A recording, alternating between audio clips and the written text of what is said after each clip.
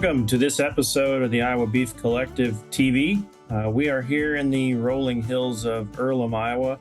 Our guest will be Mr. Steve Radakovich from Radakovich Cattle Company. Steve's a longtime cattleman here in Iowa and has some unique breeding philosophies that I really think our audience should hear. So I'm just going to turn it over to Steve and let him introduce himself and kind of give us a history of Radakovich Cattle Company. Thank you, Patrick. Introducing myself can be a bit of a problem. But anyway, Radakovich Cattle Company started, I think I got my first cows when I was in 4-H in high school. And then we had straight Hereford cows. I started with straight Hereford cows, and to make a long story short, in about 1980s, this was in the 60s. Yes, I am that old. It's hard to believe by looking at me. But anyway, that was a joke. Anyway, my memory still is intact. It's probably not as good as it used to be, but my latest quote is the fact that the less you're exposed to, the less you'll forget. So if I lose 10% of my memory, and I can only remember 10,000 things, and you can remember 20,000 things, then you're losing the 10%. You're losing 200 of names, and I'm losing 100. So I have an advantage over someone like you, Patrick, because I just don't have as much to lose in memory. Reminds me of a short story. Penny and I had the opportunity to go to the Cowboy Hall of Fame inductees banquet in April. We had two friends being inducted, and it was really a great experience. But they inducted, several celebrities that you would know of. Our two friends were Baxter Black and Warner Glenn. And Baxter is well known, but Warner's a famous lion hunter from southern Arizona.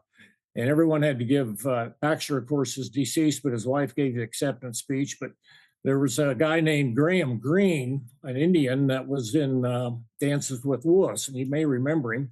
But he gave an acceptance talk, and he got up and said, number one, he said, well, I'm 77. And he says, my memory's not as good as it once was, but I still remember all the things I haven't done. For most of the people there, they didn't get it. But anyway, it was, that's sort of the way I am. The old football days when you scored a 20-yard touchdown, now it's more like 80. And the big lake that was outside your house, now you go back to it and it's just a little pond. So maybe that's good that we only have partial, our memories are just partial. But the history of Radakovich Cattle Company, the best I can remember, we started out in 4-H with Hereford cattle, and then we went to Angus cattle in the 80s because we thought, we were selling Hereford bulls, but then our buyers would, on the next cross, they'd go somewhere else and buy Angus. So we thought we could really provide both. They wouldn't have to travel and find more seed stock producers. So we went to Angus cattle. And then from that jump, we went into composites. And that was really a refreshing move because when you breed composites, you don't have to answer to a board of directors at a breed association. You are pretty much on your own. You also don't get the publicity you would get if you were just relying on a breed association, whether it be Hereford or Angus. So you're pretty much on your own, and I think on your own, and it takes probably a person that is instinctively that way. You have some people that, for example, go to college and they want to ask their advisor, I want to know how I can get an A. And then you have other students that just want to go there and do their own thing and learn their own way. And I think these would be the composite breeders, and the ones that want to go and get an A would probably be the Angus breeders. So there is a difference. And for us, the composite thing has been a real enjoyable journey. We have found as we go along, our blueprint was actually designed by the research station at Clay Center. And we have been associated with them through the years and had some really good friendships and have learned a lot about composite production, about breed differences, and about breed utilization. And that has been extremely well to know that at least we had science on our side. A lot of composites today have been developed. For example, people that had a breed and they couldn't sell the bulls any too well, and so they bred them to Angus and produced somewhat of a half-blood bull, and that's how they got. It was more of I have to do this rather than I want to plan it and do it deliberately. So the composite thing has, unlike a lot of people say, well, you lack all the uniformity, but actually it's quite the opposite. The only thing that's not uniform is single trait characteristics such as coat color. And coat color will be, it's either a positive or it's a negative, where the growth traits and the other traits are all additive and they're all very uniform. So if you get composite bulls from us, for example, from Radakovich, you can get those bulls year after year and use them on your heifers year after year. And what makes them more uniform is you're using the same breed combinations each year on each succeeding crop of calves. And they always, so in other words, you're not breeding Angus to Hereford one year and breeding Charolais to the F1s the next year, and you're getting all this variation. And then you have to have more breeding pastures that are designed for the use of the bull rather than that of grass management. So with composites, you get better use of pastures, you get more uniformity, and it's just it really works out. I think if you're getting your supply from a breeder that is very conscious of your inputs and trying to lower your inputs, whether it's through calving ease or maintenance cost or biological repair, whatever the case may be, I think you're going to have a real advantage in using a composite. And we get along good with our Angus. We have straight Angus cattle, but realistically, our composites are probably a more popular choice today. And we have black composites and red composites, depending on your wish. The black composites keep your cattle black and just add heterosis and breed complementarity. The red composite makes your cattle red, and if you prefer that, especially in southern climates or hotter climates, I think that's a real advantage. The red composites had a base of red Angus, the black composites black Angus, and then we've added other breeds along the way, and we've added other composites.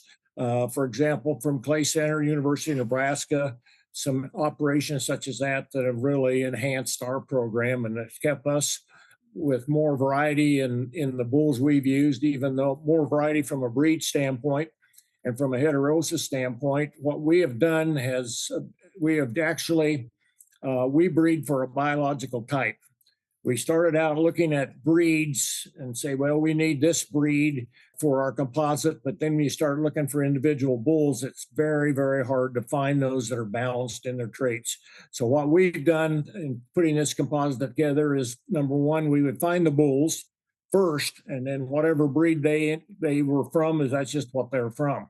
So if we needed to add, for example, pink eye resistance or disease resistance, we would go to places where that is naturally selected. And that'd be countries like Africa, where you can really get some pink eye resistance, some traits like this, and we can incorporate that in a composite, which ours is open-ended, so we can add to it as we see fit. But we do not add at this stage of our composite, we do not add a pure anything. We add another composite, because if we add a pure breed of any kind, that composite will automatically be half that breed.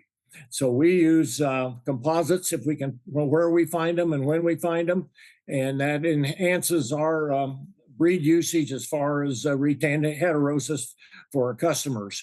If you use a composite bull from us, you'll always have at least 85% of the retained heterosis, because we're working with a 4, 5, 6 breed composite in an individual. So we keep a broad breed base, which enables our customers to use our product year after year. So that's kind of the history of Radakovich. We're selling 100 plus bulls a year. We do it private treating. We do it with our partner, Steve Ory, and that's another whole discussion point that we might want to get into at some point, where we've actually, Penny and I, my wife Penny and I, have formed a partnership with Steve Ory and his wife Julie, and it's worked out exceptionally well. Our 4 kids have been overexposed, I guess. They, when they grew up and spent their grade school days at home, they were always exposed to foreign guests and foreign geneticists, and they always were required to sit around the table and interact with these people, and consequently, they they got to see a lot of country outside of the United States and have really broadened their interest and are all very successful in their own way of thinking. And they are still very proud of agriculture and are very interested in the operation, but they're not here on a day-to-day basis. So we had the partnership, and it's worked out exceptionally well. And it'd be a good Zoom topic at some point, just how all that has taken place in the last 15 years. I want to get to that transition here in a bit, but before we do, I do want to let the listeners know of the history of the Africander, how that breed was incorporated. I teach heterosis in a lot of topics in extension. That is the best example I can ever give anyone of how a foreign breed can come in and fix a problem like pink eye. So, if you could describe kind of where you found the Africander, have you ever seen one live? How that whole process of infiltrating that breed happened? Yeah. Well, we actually went through the Barzona breed to get at the Africander. Africander is hard to find, in the United States due to health requirements, and it was developed in Africa. It was used in the United States to produce the Barzona. It was a Hereford Red Angus Africander centipole. Anyway, the Barzona, when we used them, our first cross, our F1s, we used them on Hereford cattle, Hereford cows through semen. And really, that first cross of calves and the resulting cows that came out of that were really resistant to pink eye. And they were also resistant to feedlot diseases, which we weren't even thinking that would happen. But things like coccidiosis, we would have maybe 100 bulls in a weaning lot, and there'd be 30 with coccidiosis, but never a one of the crossbreds or those that had Africander behind them. And and I don't know why that worked out, but I know the pink eye has a lot to do with eye hooding and the set of the eye. And so our philosophy, Patrick, has been, if we can find other bulls in these, if you look at a world map or you look at where breeds come from, you get a pretty good idea of how they've evolved. If you take the English cattle, for example, they do very well on lush pasture and lush grass. Well, that's where they came from. And if you want to do well in Arizona, you probably should look at some more arid areas of places like Africa, where I think also they're under more of the influence of natural selection than they were of man's idea of what was good. So, you can say, well, I want to draw a picture of a bull. I'm going to make him look like this. Well, what they did is they made a bull that was adapted to the environment, and that's what he looked like. We just got what he looked like. And I think that was the idea of the Barzona breeders. They were developed in, a lot of it was Arizona, New Mexico, on really arid commercial outfits. And consequently, it's a pressure and response reaction. The more pressure you put on something, whether it's lack of feed or lack of management or lack of labor, the more they will respond to it. So instead of feeding cattle for how they perform with everything they need, we need to be measuring how cattle perform with limited resources, limited feed, limited labor. So that's our concept is we really prefer the cattle to work for our customers, not for our customers to work for the cattle. And I think the further we can stay away from those cattle and let them kick in their natural instincts, the better they do. I know we used to calve heifers, my wife and I, back in the old Hereford days, and we were calving in March, and we were pulling calves out of 2-year-olds, and we'd have to go. My wife would go. She's not here in the video, thank God, but she'd give you a different opinion. But anyway, she would go out at night and check calvey heifers, and then she'd come back to bed and with cold feet, and I couldn't go. She put her feet on my back, and so we actually, there are two of the things that I've done in my life that has really made a difference, a positive difference, is that we changed our calving date from last of February, March to April, May. And then we have developed genetically calving ease in our cattle. So that then enabled us to turn those heifers out in a pasture, and they calved on their own. I think this year we assisted one 2-year-old heifer out of 80, and that was by hand. So we're at the point now, and I'll get into it a little bit. I don't want to take all your time, Patrick. We're really seriously thinking of developing. We've got a 180 acre pasture that's about half timber, half grass. And we're thinking very seriously of taking these 80 to 100 first calf heifers, kicking them out when calving starts, the 1st of April, gathering them in June to vaccinate. So that means no ear tags, no birth dates, no birth weights. But they will do it entirely on their own. And I think we can do it. I'm really confident because the last couple of years we've had no assist rate, and that pasture is suitable for storms and bad weather, and it's got enough room. And we have found that when we were turning, now we're calving in 80 acre pastures down, checking our 2-year-olds and checking once a day. And those cows are so much smarter and they're better mothers by being on their own in an extensive area than they ever thought of being in a lot. They don't claim each other's calves. They go off a quarter of a mile and calve on their own. They don't bring the calf up until it's ready to travel. And it is a really neat deal. We've found that, man, if you can just have some observation skills and deal with Mother Nature, that's what we're doing. It is so much easier. It is very hard to fight Mother Nature. And I think you're going to lose at some point. You're going to have a blizzard. You're going to have, if you're calving in the winter, it's an uphill deal. So when we go to some producer's place and he's got a heated calving shed with a camera in it and he's calving in February, we're like, why? Why do that? No reason. Anyway, so that's our philosophy. It may sound kind of lazy, and maybe that's better, but I think the further we can get from our cows and let them do their own thing, the better off they are and the better that bulls do for our customers because they've been through that bottleneck or their mothers have been through the bottleneck. So if we got a pen of heifers that we don't think are cycling very well, do we increase the feed because they're so valuable that we can't afford to sell them or we can't afford to call them? Or do we just keep that selection pressure and find out which ones do survive and which ones are the best? And that's really why we're animal breeders, is to sort that out. And if you don't put selection on it, pressure on that, it isn't going to happen. It's no different than lifting weights. You put on so many pounds on a barbell, you get used to it. So you put some more weight on, you get used to it, and you gradually increase your strength. And that's the same way with selection of cattle or people. For example, people are the same way. Our society is the same way. And I can't think, I have tried, I don't want to talk about life personally. Well, I do.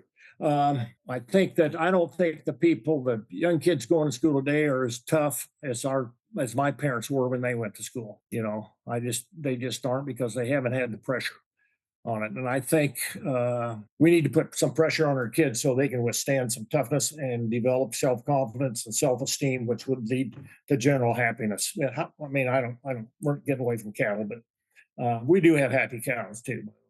I would have been shocked if we stayed on the narrow path of cattle with you, Steve. So we're in good shape.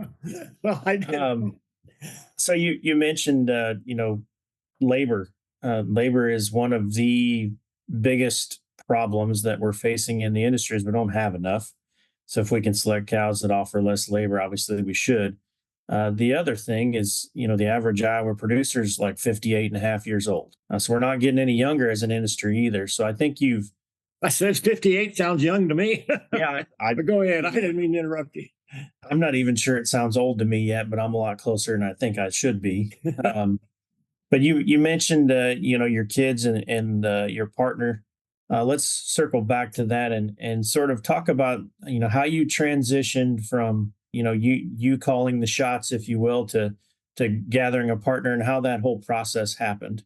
We have a lot of questions and meetings regarding generational transfer. This is a little different, spin on it, if you will, but talk about how Steve was brought in and kind of how that process worked. Well, a lot of it was, number one, and I can remember this very distinctly, and that's because I don't have a lot to remember, I guess, as I said at the onset. But anyway, I remember Penny and I walking down the road one day, and we decided we were thinking about, what if our house, this has been 15 years ago or so, what if one of us develops health problems and we got to sell the farm, or we got to sell the cow herd? Well, there goes 50 years of selection, that we're just going to take them to the sale barn dump, right? And it seems like, well, that doesn't sound justifiable to us. And we said, well, it'd be nice if we had a kid that would come back, but they're successful, as I said, in other, whether it's computer science, or our son manages the Hoodoo Ranch in Wyoming. That's 3,600 cows. Well, he's actually vice president of the Hoodoo Corporation, which is probably more, it'd be 500,000 acres, probably more. You don't expect him to come back to Madison County and give up his airplane and all that, the lifestyle that he has there with the hunts. So anyway, it just happened that same year, maybe within I don't know how many months, 6 months or so, our friend Steve Ori walks in the door. And the Ori family and the Radakovich family go way back like 100 years. Okay, our grandparents knew each other, and they've been neighbors, within 2 miles and this stuff, years and years. And he says, Steve he's in a large row crop operation with his brother Mike. And he says, I'd like to kind of get out on my own. And he says, I'd like to pursue the beef thing. He says, we've got some commercial cows, and I've done the show steer thing and bred some show steers and stuff. But he says, standing on the outside looking in, he says, I would really be interested in getting in your, forming a partnership with you, to make a long story short. And we thought the same thing. So we just sat down and drew out a plan.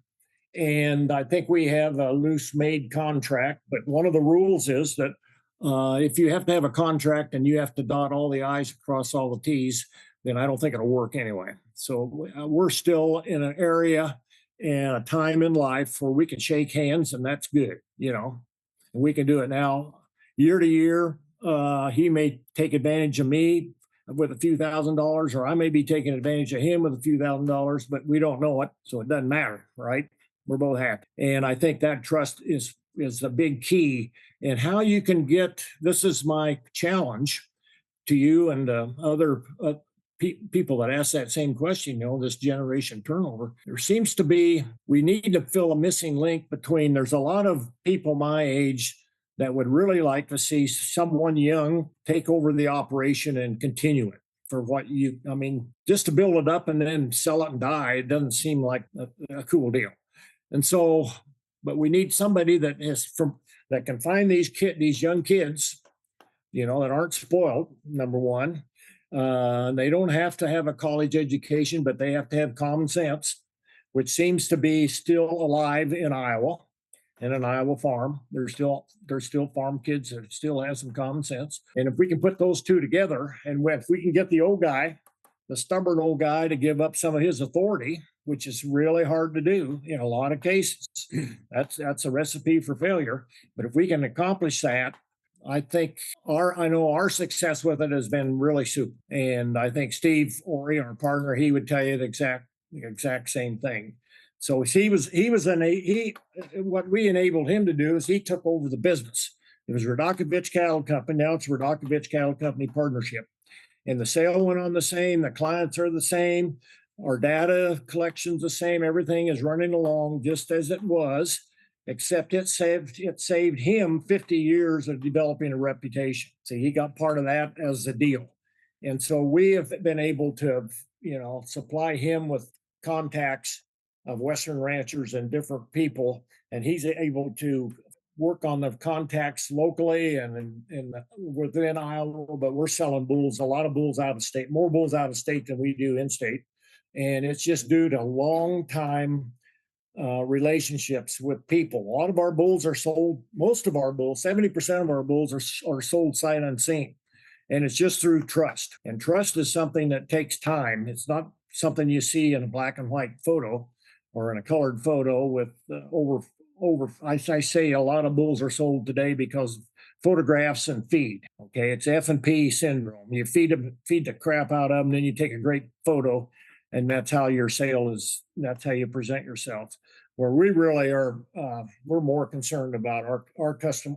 We sell bulls to customers so they'll produce calves. It's like buying a drill. You don't buy a drill to buy a drill. You buy a drill for the holes it makes. You don't buy a bull just to buy a bull. You buy a bull or lease a bull or do whatever for the calves it produces. And that's our goal. So if we have a customer, for example, that has a bull go bad or hurts himself or gets struck by lightning, we make sure that those cows that were going to be serviced get serviced that year with a replacement or whatever. And I think that's our service thing. And we deliver everywhere in the United States for free, which is getting really costly, actually. I think service is the really big component. You can go to a bank and borrow money at any bank for the same percent interest, but the service and the personal contacts you make with your banker is really important. And I think it's true with your seed stock provider. And we were fortunate when Steve came on board that our customers really like him. They really appreciate him, and he's got the same philosophy that we have and what they have. And like I told him, I said, we don't sell the most bulls in the world for the most amount of money, but we'll put up the educational value of our customers against anyone. Their common sense and their financial well-being and everything. They understand the beef business and what it takes to make a profit. So we're really proud of our customers, and I think they're happy to come to us. I know we do agree on one form of data collection and the I wouldn't call it disdain, but bull test stations served their purpose for a while in the industry.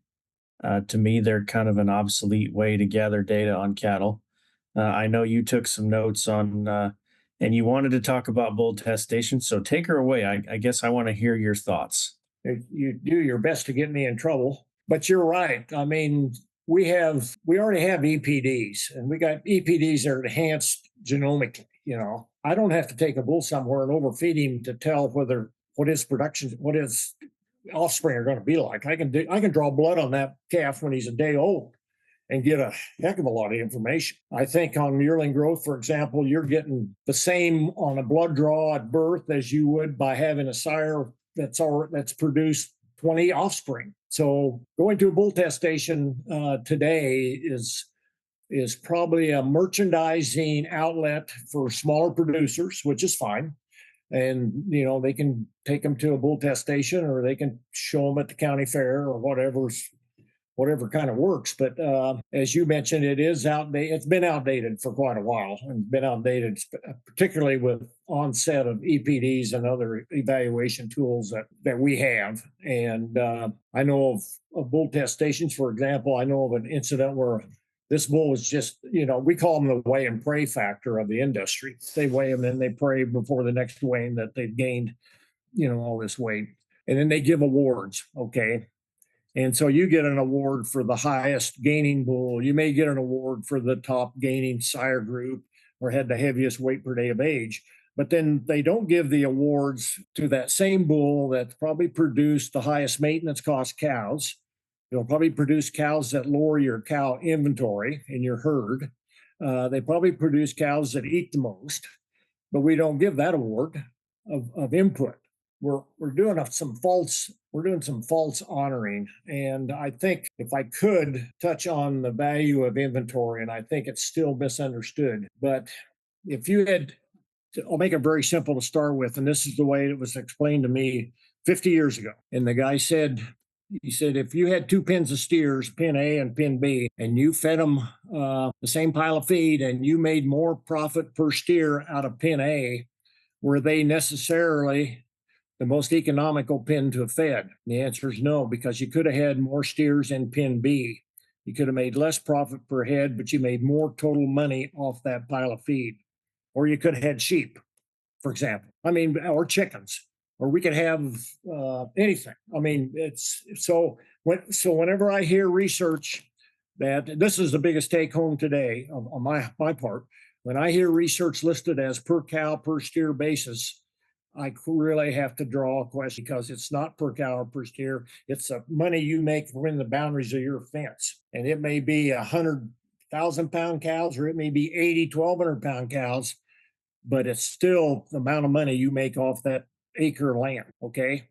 So it's sort of like seed corn. We're not trying to produce the biggest ear per stalk. We're trying to produce the most stalks per acre with a moderate sized ear. So we're trying to produce the most calves per ranch boundary with the total amount of profit on that. And that is based on So if you figure your profit, your cost per pound a calf produced, okay, or cost per pound a calf, the mother being bred, that includes conception and everything. And if the Mhm. lower you get that cost lowered two ways. You cut out inputs and you increase pounds. So those are your parameters. And if you can increase pounds and decrease costs, then that cost per pound a calf produced, which then you can compare that directly with your selling cost, and that's how Deseret, for example, operates. Mhm. It's cost per pound of calf produced. So it's a big factor. And inventory is the driver. If you understand inventory, it's per acre or per unit of farm, not per cow. So if you have an optimal set of cows, is the highest producing cow then the best cow? No, it's probably the cow in the middle. And that's sort of like judging shows in the old days, which we used to do. And there was the stages in my life. We went from the tallest was at the head of the class, the shortest was at the bottom, and then, well, before that it was reversed. The shortest, thickest was at the head of the class, and went down and then went another way. But we have never yet came to the point of going from bigger to smaller and then picking the one out in the middle and saying this is the one that's optimal. He's the winner. So the test station and the show ring are both based on extremes instead of optimals, and optimal is what we should be doing. It's not glorious. I just had the average gaining bull at the Iowa Bull Test Station. He could be the best bull. We don't know. We're just guessing. Or I had the average bull at the county fair or at the state fair or whatever. Right in the middle of the class. He might have been the one now. If he's not this year, he will be in 5 years when Right. we change. So I think a lot of us as seed stock producers really spend most of our time correcting the mistakes we made 20 years ago. We made them too big, we make them too small, we make them too thick, we make them too thin. And then we have to correct those things, and we do it by extremes. Last question, and this one you might not be prepared for, but I'll see where you take it. But what would you have liked to have told the 25-year-old Steve Radakovich just getting started? Now that you've kind of reflected on your career, what do you wish you would have known that it took you a while to learn, or if you're a 25-year-old trying to get started, what should they know now? That's a good question, and it is something I have thought about. And I am blessed. I think there's not a lot of things in my life I would change, and I can say that with a certain amount of happiness, a great amount of happiness. And I'm not saying we haven't, myself have not made mistakes.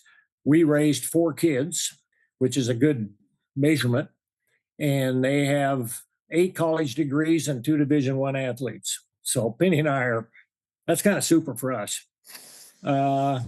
So from that family aspect, there isn't anything I changed. We've got 10 great grandkids. And a lot of it, Patrick, has been a lot of the success of these kids has been pressure and response. They had responsibility, and they sat at the table when we had guests, and they learned the value of education, and they enjoyed being around intelligent people. And I think that wouldn't change as far as cattle are concerned. For the knowledge of the times, I think I've been very fortunate to have had some really good friends in academia and in research that have shared a lot of their knowledge with me. And I think that's been, I wouldn't change that at all. People at Clay Center and University of Nebraska and Colorado State and Ohio, all over, I've used and accepted science and research and incorporated it into day-to-day cattle breeding and cattle management.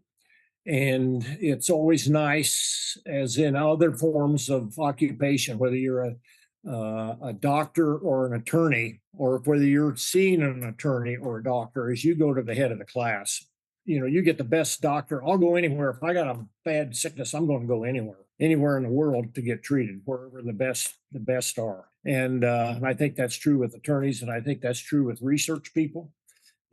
We were fortunate to have Clay Center Research Station nearby, and that's the largest, most respected research station in the world. And people don't even realize it's there.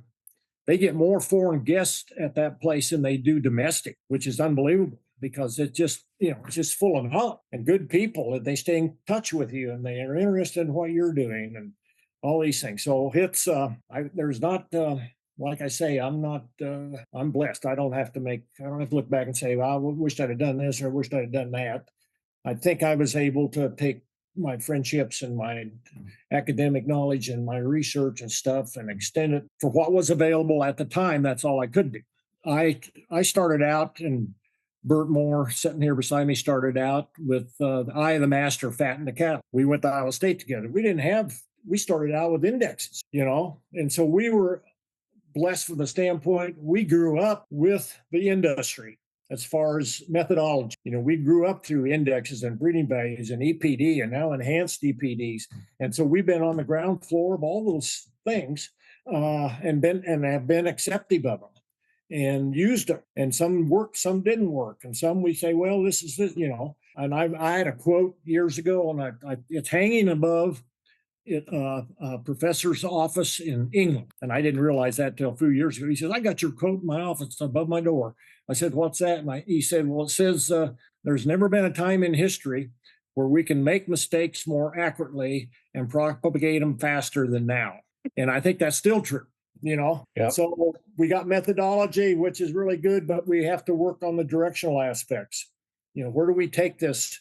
EPDs are wonderful, but it doesn't mean that the highest is the best or the heaviest or it's still there, and it tells you where you are relative to where you should be, or maybe you are where you should. But if you are, then you got to go back to find that middle cow. You don't have to find the top cow of your herd or production wise, you find the middle cow. One thing I would like to say is I was I've been on programs a lot of places, but in West Virginia, I give a talk at night, and then the next day they drive you around and you go to visit farms, and it brought back the aspect, or this one farm visit I won't forget, because he had 30 cows. And when we drove in the place, there was extension people, such as yourself, that were taking soil samples. And we thought, well, that's pretty cool. They're taking soil samples out there. We go to his shed. He's got a hoop building. He's got a new John Deere front wheel assist tractor with a loader on it and a new baler sitting there. And he had 30 cows. And I'm like, what the hell's soil test going to do him? He's already shot. His cost per cow is already through the roof. And so it reminded me of another story of Roger Stone was a research scientist at Clay Center, Nebraska, genomics guy, really sharp, but just a good old boy, And he had a small farm and 30 cows, and he got bulls from us, from Penny and I, and we'd deliver them. Then he'd invite all his friends out, and we'd drink a few beers afterwards and anyway, he told me we'd look in the back of his machine shed, and he had an old 4020 with a loader on it. And he says, Steve, he says, if that hydraulic system goes out on this tractor, I'm done for the year in these cows. He said, they can't cover it. And I thought that was a good example, You gotta watch this. The machinery will eat you up. You gotta watch, and it just sits there doing nothing most of the time, drawing interest. That's what really sucks. I appreciate you coming on, Steve, and joining us here on the Iowa Beef Collective. Stick around. We'll be posting episodes on the social channels here periodically throughout the fall. But thank you again, Steve, for joining us. Okay, I'll warn my friends that they may have to see it. This institution is an equal opportunity provider. For the full non-discrimination statement or accommodation inquiries, go to www.extension.iastate.edu/legal.